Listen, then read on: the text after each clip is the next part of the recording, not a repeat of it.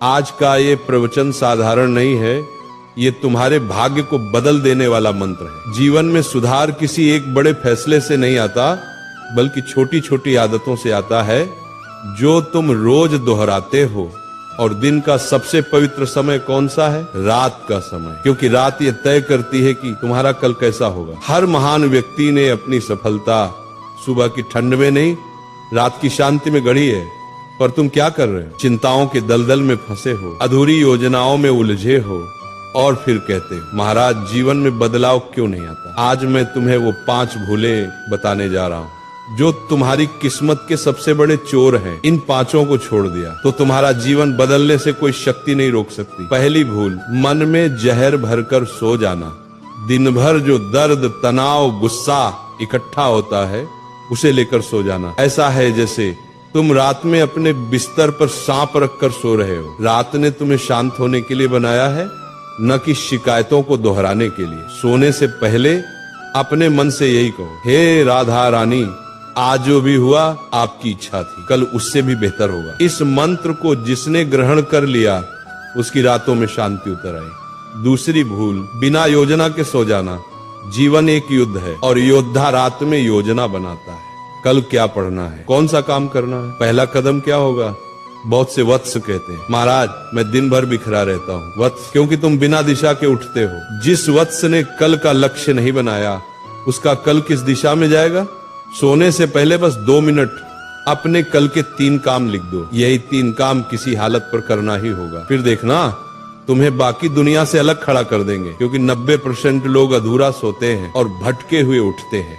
तीसरी भूल, बिस्तर पर लेटकर भविष्य की चिंता करना। चिंता से कोई समस्या हल नहीं होती, चिंता सिर्फ मन को कमजोर करती है। भविष्य की चिंता एक ऐसा कुआं है जिसमें तुम चाहे जितना पानी डालो ये कभी नहीं भरता।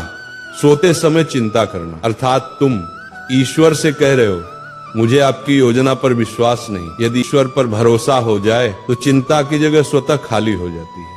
सोने से पहले गहरी सांस लेकर कहो, एक बार दिल से कहो, हे राधे मेरा मार्गदर्शन करे, जो मेरे लिए लिखा है वह मुझे ही मिलेगा। यही शांति का महामंत्र है। चौथी भूल, बिना कृतज्ञता के सो जाना।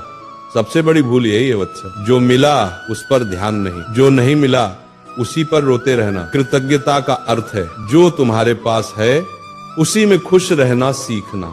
सोने से पहले एक बार 3 चीजें याद करो।